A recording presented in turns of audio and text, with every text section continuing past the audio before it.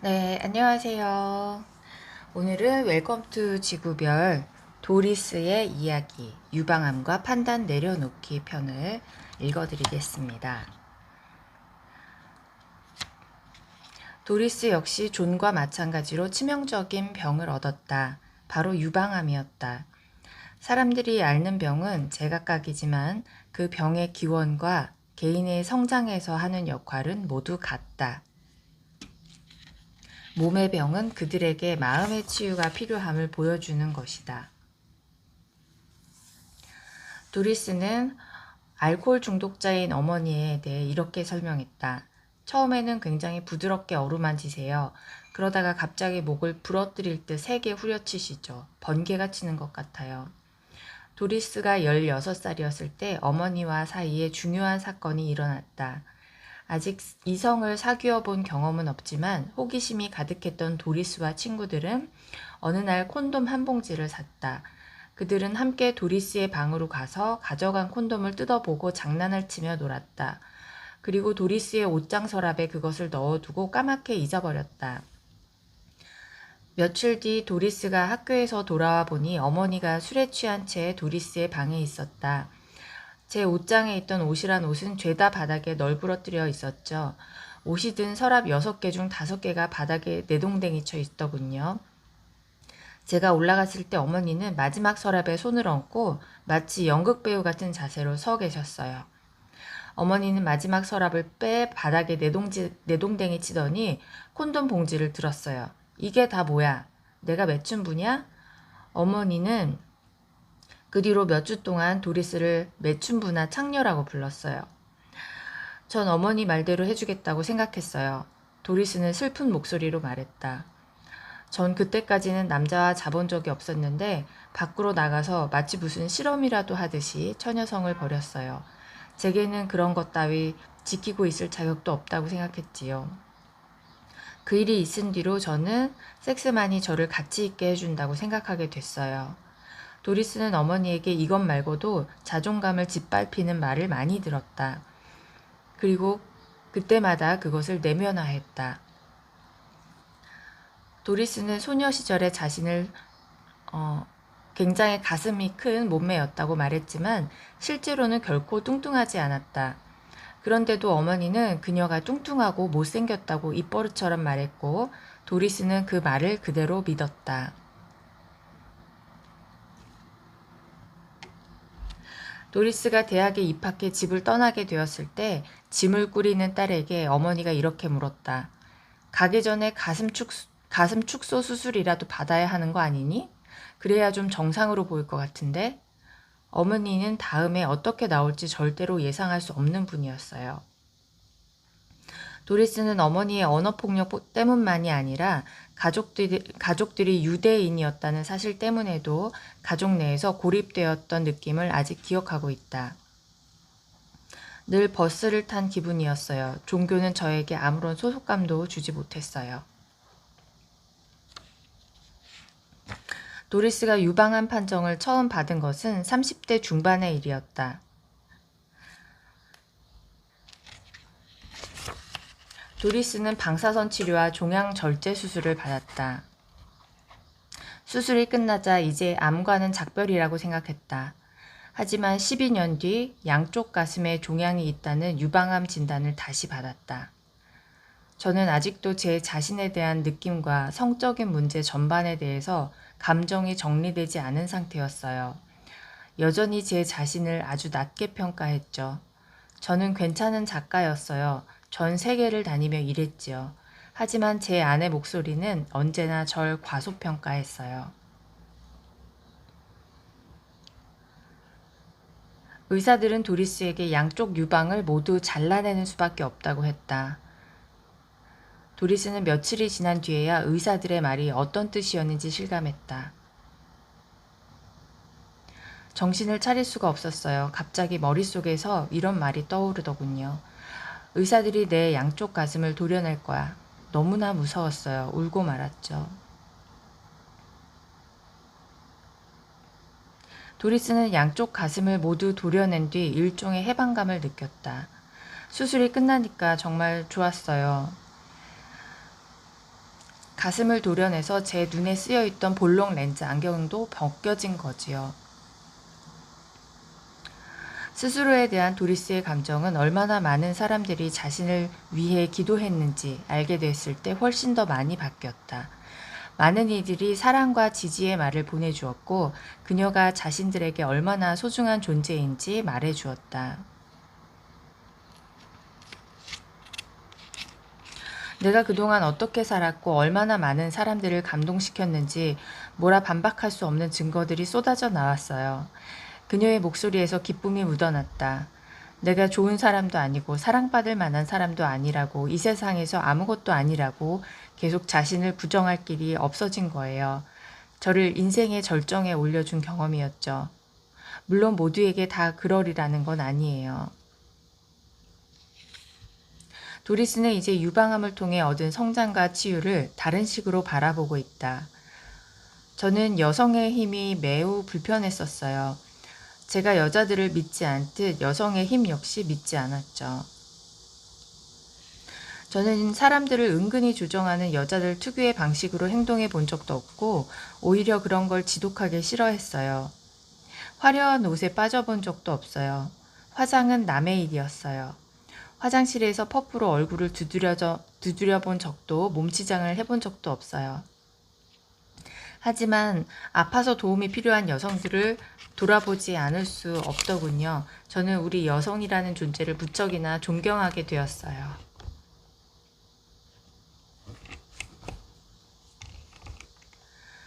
저는 인간의 조건에 끝없는 연민을 느끼는 다혈질의 여자예요. 인간적인 것을 좋아하지요. 사람들의 경험을 직관으로 꿰뚫어보고 또 활용할 줄도 알아요. 전 유방암이라는 경험을 통해 제가 다른 여자들에게 손을 뻗어 이리 와요, 이 다리를 같이 건너요 라고 말할 수 있게 된 것에 깊이 감사해요. 암으로 피해를 보았다는 생각은 한 번도 해보지 않았어요. 마치 제가 선택한 일 같아요. 처음부터 쭉 말이죠. 가슴 두 쪽을 다 도려내는 수술을 하고 또 회복한 이야기를 사람들에게 들려줄 일이 종종 있는데 그럴 때마다 저는 한 번에 시원스레 끝냈다고 말해줘요. 유머를 찾았어요. 그렇게 즐겨요. 노는 거예요. 이 일로 비참한 눈물을 뚝뚝 흘려야 할 필요는 어디에도 없어요.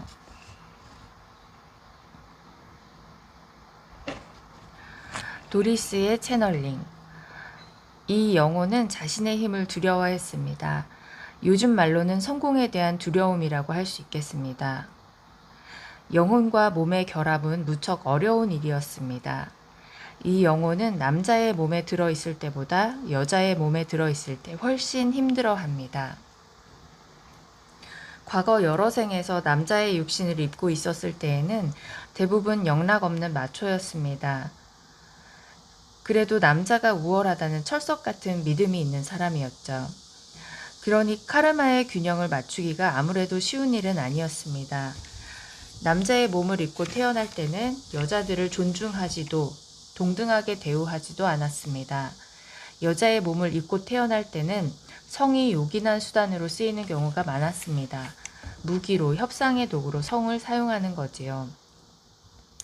이번 생에서 우리는 정반대의 삶을 경험할 기회를 주었습니다. 육체적으로는 여성성이 물씬 드러나는 풍만한 몸을 선택했죠. 모녀 관계에서는 딸을 무척이나 질투하는 어머니를 계획했습니다. 심지어 딸이 처녀성을 버리기도 전에 도덕적으로 타락했다며 딸을 비난하는 상황도 설정했습니다. 바로 그때 이 인생에는 두 개의 문 중 하나가 활짝 열릴 수도 있었죠. 이 영혼은 어머니가 틀렸다는 것을 증명하고 이후 여러 해 동안 처녀성을 간직할 수도 있었습니다. 하지만 이미 보았듯이 비록 자신은 그렇게 생각하지 않으면서도 어머니가 한 말이 옳다고 믿어버렸습니다. 이런 상황 때문에 이 영혼의 자아상은 극단적으로 나빠졌습니다. 그리고 그것은 권력과 성공의 관점에서 두 번째 시험이 되었습니다. 그녀는 자신은 성이 바탕이 되지 않으면 어떤 것도 할 수 없고 또 성공할 수도 없다고 믿게 되었습니다. 우리가 암을 계획한 것은 그것이 올바른 성적 에너지를 거부할 때 어떤 일이 일어나는지 보여줄 수 있다는 가장 적절한 예였기 때문입니다. 이 사람은 처음 암 선고를 받았을 때 이것이 죽을 병이 아니라는 것을 알았습니다. 따라서 별 두려움 없이 수술을 하고 방사선 치료를 받았죠.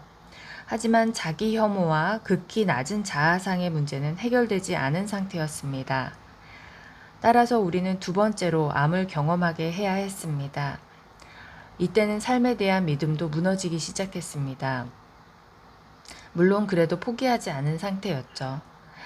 나이를 먹어감에 따라 자기 혐오가 더욱 깊어졌고 한편으로는 삶의 가르침을 받아들일 내적 준비가 갖추어져 가고 있었으며 동시에 평생의 직업을 시작하고 있었습니다.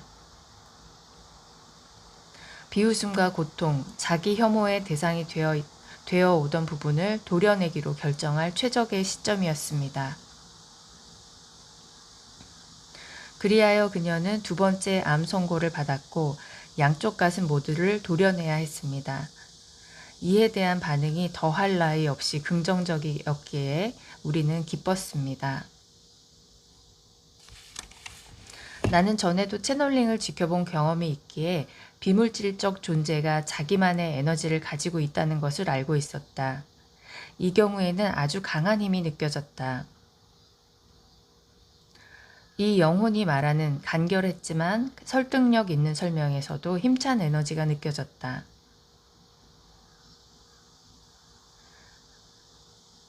이 존재는 더 커다란 그림을 잘 알고 있었고 어떤 감정도 개입시키지 않고 그 그림을 보여주었다. 그래도 목소리에서는 보살펴주는 듯한 다정함이 묻어났다. 한 가지는 분명했다. 도리스의 몸은 스스로에 대한 감정에 반응했다는 것이다. 세포는 우리가 하는 생각을 들으며 그것에 따라 반응하는 법이다. 인격체의 관점에서 보면 처벌처럼 느껴질지 모르나 영혼의 관점에서 보면 이는 성장의 기회이다. 존의 이야기에 나왔던 천사가 존이 느낀 수친심이라는 감정과 관련해 말했듯이 병은 치유가 필요한 곳에 빛을 비추어주는 역할을 한다. 도리스 자신의 설명한 영적 성장의 관점에서 보자면 그녀의 몸 역시 존과 마찬가지로 더 높은 영적 자각을 위한 발판으로 작용한 것이다. 도리스가 배워야 할 것은 세 가지가 있었습니다.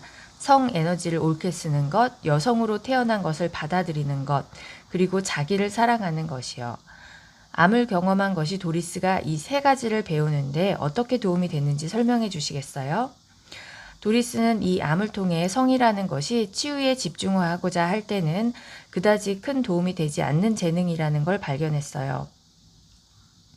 그 대신 창의성과 용기, 의지, 기회를 받아들이는 자세, 타인에 대한 믿음이 더 중요하다는 것을 알게 되었습니다. 머리와 마음이 이러한 것들로 채워지니 성은 자연스레 옆으로 밀려나고 잊혀지게 되지요. 여성의 몸으로 태어난 것을 받아들이는 문제를 볼까요? 도리스는 이제 형태는 기능을 따라간다는 말이 무슨 뜻인지 깨달았습니다.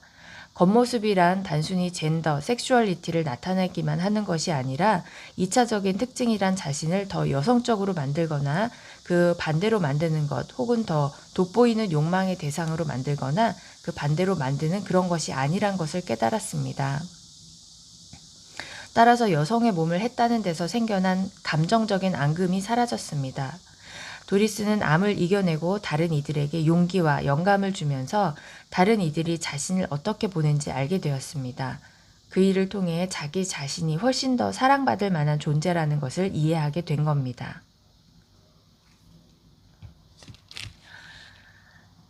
자, 네, 오늘은 암을 겪은 도리스라는 여성의 사례를 통해서 암이라는 것도 전생 계획에서부터 계획돼서 우리가 선택한 것이라는 것을 알 수 있었고, 그러한 경험을 통해서 고통을 받기 위함이 아니라 그 고통을 경험함으로써 내 마음에서 나 자신을 조금 더 사랑하고 아끼고 나를 인정해주는 그런 마음을 깨닫기 위함인 거죠.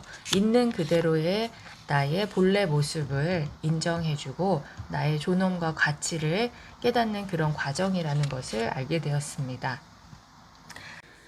네, 같은 유방암이라도 사람마다 조금씩 그 이유는 다르겠죠. 깨달아야 하는 부분은 좀 다를 텐데, 하지만 이 가슴이라는 게 여성성과도 관련이 있고, 제 경험상 보자면, 그 모성과도 관련이 있습니다. 모성 혹은 가정에 대한 헌신, 예, 그런 것들과 관련이 깊어요.